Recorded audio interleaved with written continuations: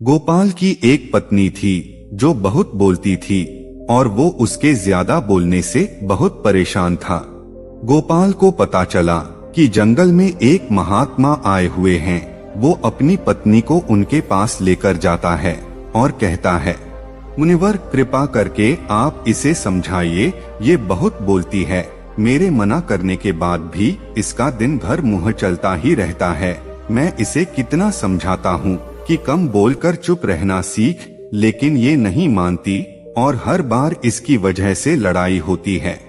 महात्मा मुस्कुराए और बोले, मैं तुम्हें इस बात को एक कहानी की मदद से समझाता हूँ। मेरा गुरु का एक शिष्य था जो बहुत बोलता था। वो हर समय इधर उधर की बातें करता था और कभी शांत नहीं रहता था। जब वो दान लेने के लिए जाता तो हर घर से एक नई कहानी लेकर आता और आश्रम के दूसरे शिष्यों को सुनाता। वो एक शिष्य की दूसरे से बुराई करता, चुगली करता और दूसरों के सामने अच्छा बनने का प्रयास करता। वो खुद के मुंह से ही अपनी तारीफ करता रहता और हमेशा खुद को गुरु के सामने सबसे बुद्धिमान और उत्तम साबित करने का प्रयास करता। वो खुद को सभी शिष्यों से अलग और श्रेष्ठ मानता था।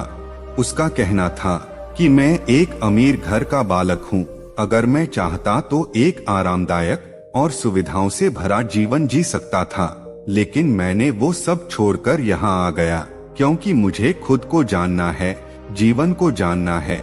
एक दिन गुरु ने आश्रम के सभी शिष्यों को बुलाकर कहा, आप सभी को अगले 1 महीने के लिए कोई ना कोई संकल्प लेना होगा।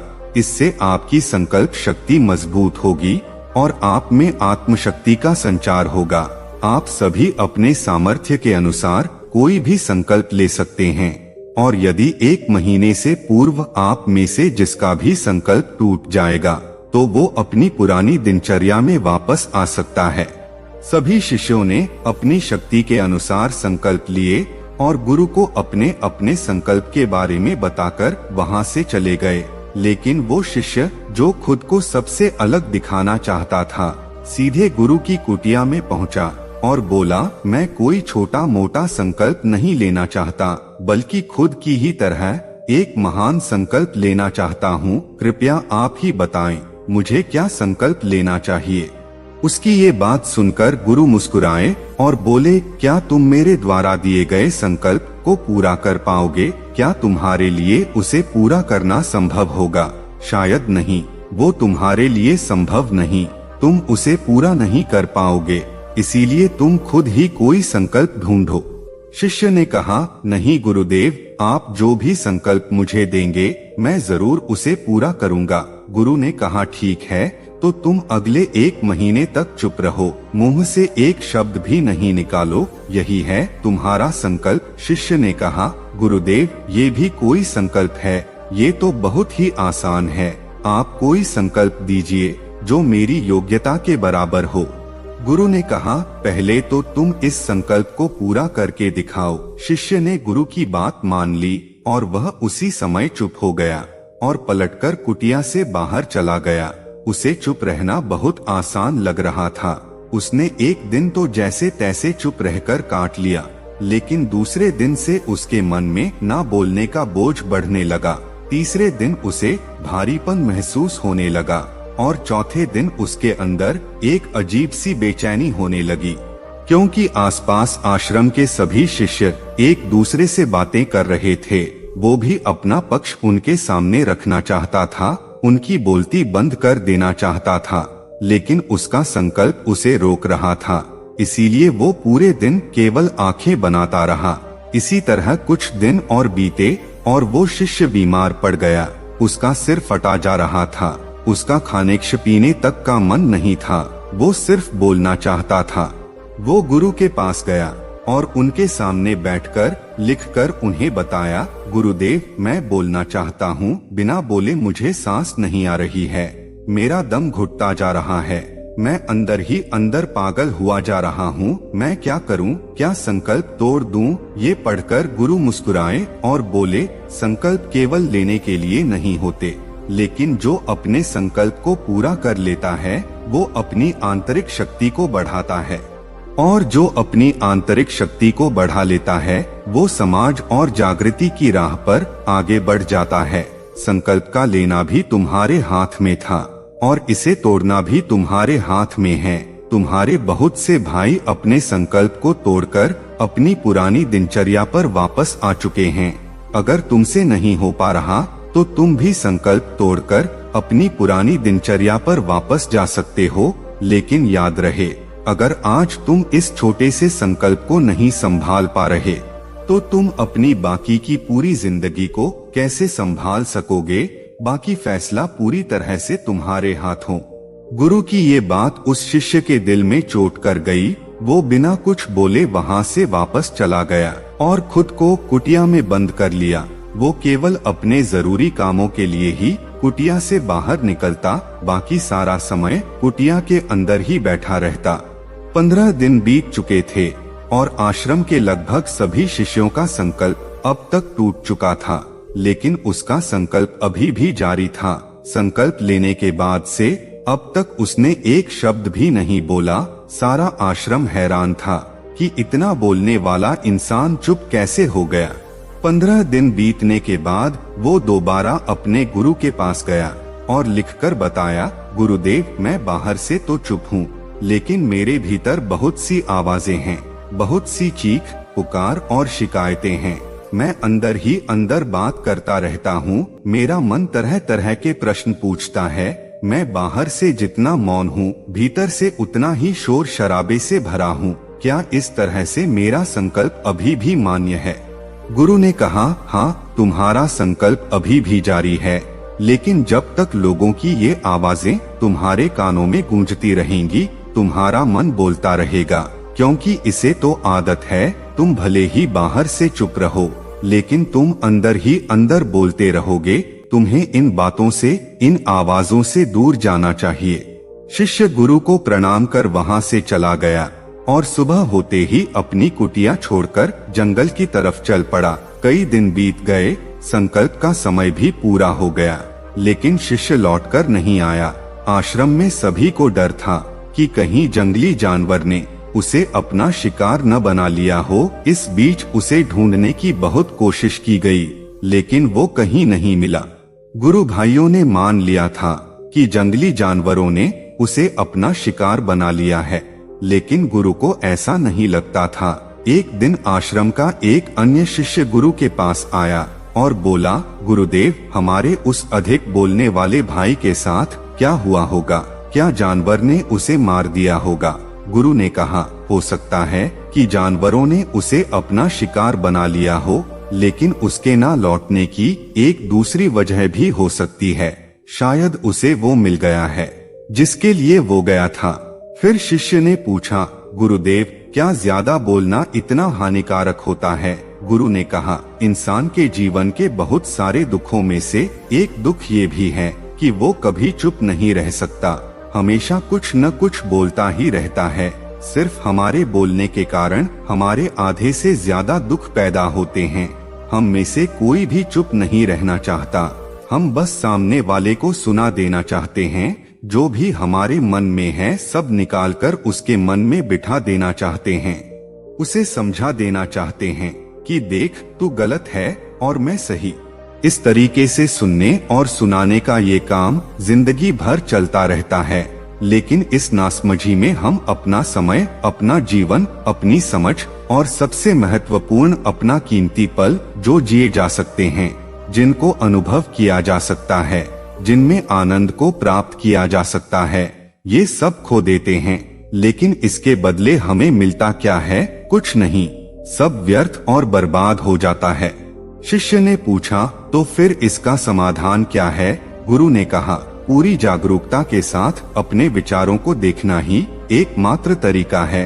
सारी मानसिक समस्याओं का वर्तमान में रहकर चिंतन करना, पूरी जागरूकता के साथ अपना काम करना, जिंदगी में चमत्कारिक बदलाव लाना है।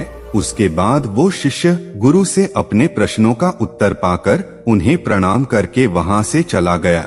उस शिष्य को आश्रम छोड़े हुए 3 महीने का समय बीत चुका था, लेकिन उसकी कोई खबर नहीं थी।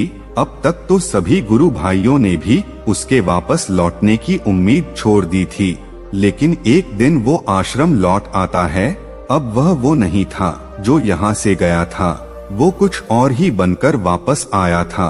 उसके अंदर एक गजब का बदलाव महसूस किया जा सकता था। उसके चेहरे पर एक गजब का ठहराव और आंखों में बड़ी शांति थी। आश्रम में आते ही सभी गुरु भाइयों ने उसे चारों तरफ से घेर लिया और बातें करने लग गए। वो भी अपने गुरु भाइयों से बातें करने लगा। उससे बात करने वाले सभी ने ये अनुभव किया कि अब वो पहले जैसा उतावला और बातूनी नहीं रह गया था। उसके मुंह से एक एक शब्द बहुत ही सुलझे हुए और मधुरता के साथ निकल रहे थे। थोड़ी देर तक गुरु भाइयों से बात करने के बाद वो सीधा गुरु की तरफ चला गया। उसने गुरु के चरण छुए और कहा, गुरुदेव, क्या मैं अब भी मौन हूँ? क्या अब भी मेरा संकल्प जारी है? गुरु ने कुछ देर तक शिष्य की आंखों में बड़े ध्यान से देखा और कहा, हाँ, तुम अब भी मौन हो। तुम्हारे मुंह से एक भी शब्द नहीं निकल रहा और तुम्हारा संकल्प अभी भी जारी है। शिष्य ने कहा, गुरुदेव, जब मैं आश्रम से गया तो मैं मुंह से तो चुप था, लेकिन मेरे अंदर बहुत सी आवाजें थीं, मन में बहुत से प्रश्न थे और वो बंद नहीं हो रहे थे। तो मैं जंगल में चला गया इस उम्मीद से कि वहाँ मुझे शांति मिलेगी और मेरे मन की बकबक कम हो जाएगी। लेकिन मैं जितना एकांत में जाता गया, मेरे अंदर की आवाज उतनी ही तेज होती गई। मेरे भीतर की पुरानी से पुरानी आवाजें मुझे सुनाई देने लगी। तब जाकर मैंने महसूस किया कि मैं कितना गलत कर रहा था। जब मैं अपने परिवार वालों, दोस्तों को और गुरु भाइयों को बुरा भला कहता था तो उस समय मुझे लगता था कि मैं सही कह रहा हूँ। जब मैं गुरु भाइयों की एक दूसरे से चुगली करता था और उनका मजाक बनाता, तब भी मुझे यही लगता था कि मैं उनसे बेहतर हूँ और मैं सही कर रहा हूँ। लेकिन उस दिन मैंने पहली बार महसूस किया कि मैं कितना गलत बोलता था। काफी दिनों तक ये आवाजें, ये शिकायतें मेरे अंदर चलती रहीं, लेकिन धीरे धीरे करके एक दिन ये सारी आवाजें मेरे अंदर से समाप्त हो गईं। अब मैं भीतर से भी मौन हो गया। उस घने जंगल में बाहर से कोई बोलने वाला था नहीं और भीतर कोई आवाज बची ही नहीं थी और मैं उस दिन पहली बार मौन का सही अर्थ समझा। मेरे चारों तरफ बहुत शांति थी। हालांकि अभी भी कुछ आवाजें आ रही थीं, जो पहले भी आती थीं, लेकिन मैं उन्हें सुन नहीं पाता था। अब वे सभी आवाजें मुझे स्पष्ट रूप से सुनाई दे रही थीं। हवा के चलने की आवाज, चिड़ियों के चहकने की आवाज और पानी के बहने की आवाज, ये सभी आवाजें मैंने पहली बार पूरे होशपूर्वक सुनी। अपने चारों तरफ इतनी शांति मैंने पहले कभी महसूस नहीं की थी। तो इस शांति को भंग करने के लिए मैंने पहली बार अपने मुंह से कोई शब्द निकाला। मैं चिल्लाया, हे ईश्वर, ये कैसी शांति है? सभी कुछ इतना शांत क्यों है? ऐसा क्या हो गया? लेकिन मेरे चिल्लाने के बाद भी शांति भंग नहीं हुई।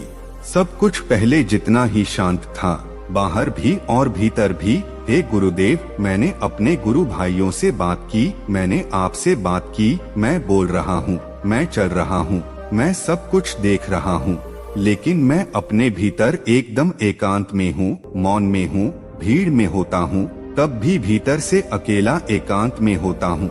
जब मैं खुद में भी शोर करना चाहता हूँ तब भी एकांत में ही होता हूँ। अब सब दिखाई पड़ने लगा है, सब सुनाई पड़ने लगा है। गुरु ने कहा, जब तक हम बाहर की तरफ बोलते रहेंगे, भीतर अशांति ही रहेगी। लेकिन जिस दिन हम भीतर की तरफ मुड़ जाएंगे, तब हमारे मुंह से कुछ भी निकलेगा, हम शांत ही रहेंगे। दुनिया में जितनी भी बुराइयां हैं, ज्यादातर हमारे बोलने से ही उत्पन्न होती हैं, क्योंकि हम चुप रहना नहीं चाहते। हम जितनी जरूरत है उससे कई ज्यादा बोलते हैं। हम सामने वाले को सुनना नहीं चाहते, बल्कि उसकी बोलती बंद कर देना चाहते हैं। उसे समझा देना चाहते हैं कि मैं कौन हूँ, मैं क्या कर सकता हूँ, और यही हमारी जिंदगी का मकसद बनकर रह जाता है। हमारी सारी ऊर्जा व्यर्थ के बोलने में बर्बाद होती रहती है। ऐसे ही समाज में लोगों का जीवन दुखों से भर जाता है, जो हमेशा एक दूसरे को सुनाने में लगे रहते हैं। कभी एक दूसरे को सुनना नहीं चाहते, समझना नहीं चाहते, और चुप रहना तो उन्होंने कभी सीखा ही नहीं, क्योंकि चुप रहना उन्हें छोटा महसूस करवाता है। दुनिया की सभी लड़ाइयों का कारण हमारा बोलना ही है, इसलिए हमें सिर्फ उतना ही बोलना चाहिए जितना जरूरी हो, क्योंकि व्यर्थ का बोलना ऊर्जा को नष्ट करना है, और ये बोलना ही हमें कभी अपने भीतर की ओर लौटने नहीं देता, क्योंकि ये हमें बाहर की ओर खींच कर रखता है, और बाहर है ही क्या इस संसार के अलावा। लेकिन अगर अपने भीतर के संसार की ओर मोड़ना है तो इस मुंह को बंद ही रखना चाहिए। इसलिए जितने भी बुद्ध हुए, आत्मज्ञानी हुए, वे सभी एकांत की ओर भागे, ताकि उन्हें ज्यादा न बोलना पड़े, ज्यादा सुनना न पड़े। वे एकांत में रहे और शांत रहे, इसीलिए आसानी से भीतर की यात्रा कर पाए। लेकिन अगर कोई चाहे तो इस संसार में रहकर भी एकांत में रह सकता है, शांत रह सकता है, लेकिन इसके लिए उन्हें अपनी ऊर्जा बचानी होगी, जिसे वे अब तक अपने व्यर्थ के शब्दों में बर्बाद कर रहे थे। दोस्तों, इस कहानी की सीख यही है कि व्यर्थ का बोलना ऊर्जा को नष्ट करना है। ज्यादा और व्यर्थ बोलना ही हमें अपने भीतर की ओर लौटने नहीं देता, क्योंकि ये हमें बाहर की ओर झुकाए रखता है, और जिन्हें भीतर की यात्रा करनी है उन्हें अपने मुंह को बंद ही रखना चाहिए। गोपाल और उसकी पत्नी ने ये कहानी सुनते ही गुरुदेव का धन्यवाद किया, और वो दोनों वहाँ से अपने घर वापस लौट गए। मुझे उम्मीद है कि आपको ये कहानी पसंद आई होगी और काफी कुछ सीखने को मिला होगा। कहानी के बारे में अपने विचार आप हमें नीचे कमेंट बॉक्स में कमेंट करके बता सकते हैं। बाकी अगर ये कहानी आपको अच्छी लगी हो तो इस वीडियो को लाइक करें, और ऐसी और कहानियाँ सुनने के लिए बुद्धा इनसाइड वर्ल्ड चैनल को सब्सक्राइब करें।